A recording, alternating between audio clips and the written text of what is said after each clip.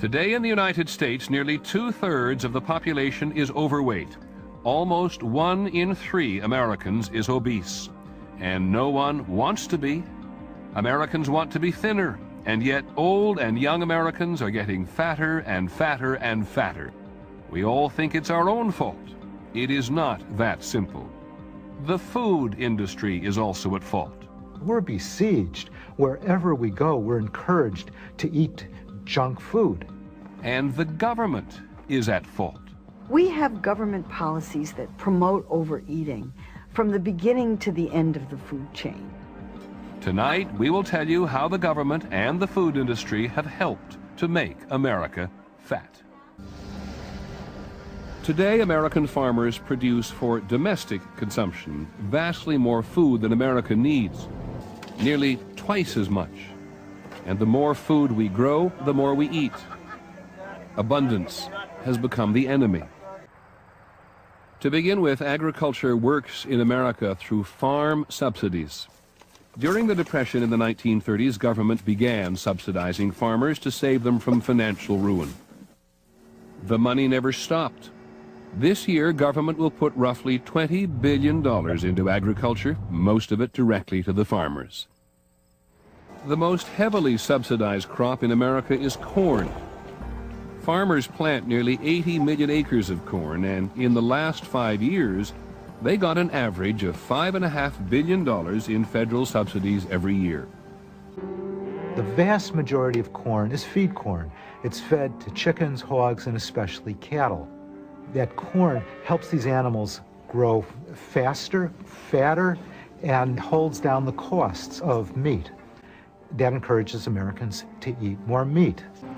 Subsidized corn is everywhere. The whole food system has been, as someone said, cornified.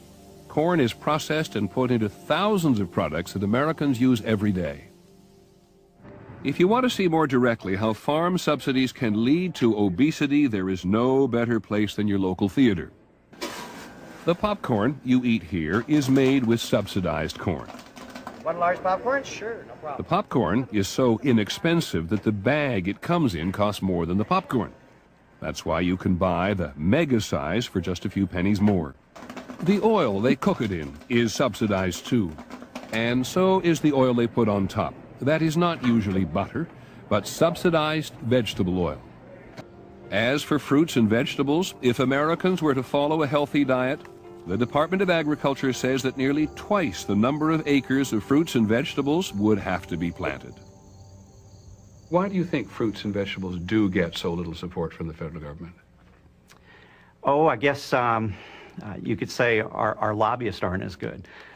Maybe we haven't had the tradition. Do you mean that? Other aspects, other divisions of the food industry are better lobbyists than you? We've not had traditional subsidy programs, so there's not an ingrained group in Congress that's there fighting for the program, fighting for the fruit and vegetable program. We're talking about huge agribusiness companies that own thousands, hundreds of thousands of acres. And these are, of course, the people who give the largest campaign contributions to members of Congress.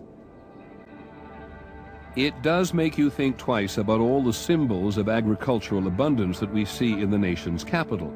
A reminder of how important subsidies are in the political system and how hard it will be to change that, whatever the impact on the nation's health. Do you hold the Congress accountable for subsidizing the wrong foods? No, I do not. I think that is a decision that Congress makes, and I'm not going to criticize Congress on the decisions they make as far as food products. Why do you think no one in government has made the connection between agricultural policy and obesity? I really don't think it's as you have stated it, Peter. I don't think that there's any direct correlation out there that agriculture policy has been set up in some insidious way to subsidize things that are going to be bad for our health. Clearly, when you look at the consequences of the public health crisis we have today, government has got to step in. It's no different than tobacco was 20 or 30 years ago. We told people don't smoke, but until we really started to get serious about it and make changes, look at the escalation of health care costs associated with tobacco smoking. The exact same thing is happening now in terms of food choices. So will government step in? You, in fact, sir, said at one point you would give awards to people who behaved better in the food industry. That is correct. What happens if they don't behave better? Then what are you going to do?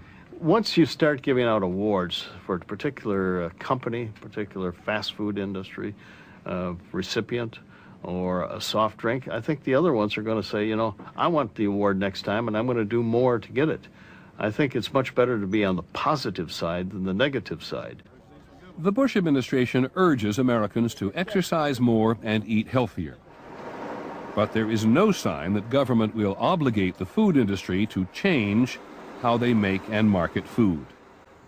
And no sign whatsoever that government will try to change agricultural policies so as to benefit the public health. Our children eat so badly nowadays that a quarter of elementary school-age children already have high blood pressure, high cholesterol, or some other risk factor for heart disease. These are little kids, and they already are on their way to a heart attack.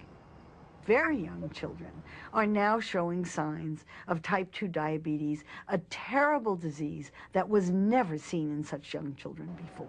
Americans spend billions of dollars every year on diets and exercise. Reach and pull good. There are thousands of exercise videos, machines, gadgets, gimmicks, all designed to help us lose the weight we put on by eating too much. How about butt squeeze? Oh. And for the food industry, exercise is a convenient answer to obesity. I think people do need to exercise more, and not just exercise, because when you think of exercise, it often seems like it's more than you can fit into your very busy day. But you can take small steps. Obesity is not going to be solved through sheer physical activity. The food industry would like to blame everything on lack of exercise. Eat as much as you want, exercise it off. Go out and buy a bike or play basketball with your kid. We should do that, but that's only part of the battle. And here is why. You have to jog for 15 minutes to burn just 1 ounce of potato chips.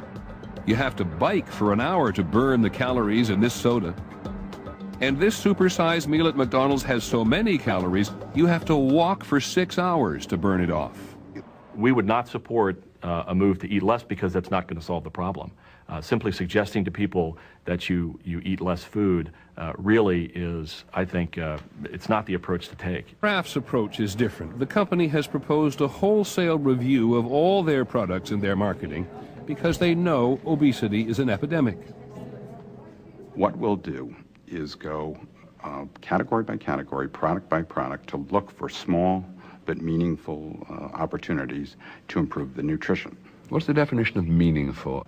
Let's say I have a reduced fat product that takes out 5 grams versus the original, and 10 people choose that product. So on a population-wide basis, we've saved 50 grams of fat.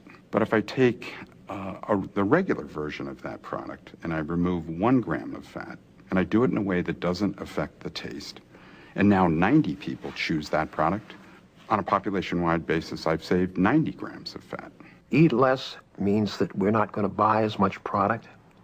It goes all the way down the chain. The supermarkets, the restaurants, the food manufacturers, agriculture, we're not going to need as much product. And that's going to be a very difficult lesson to get through.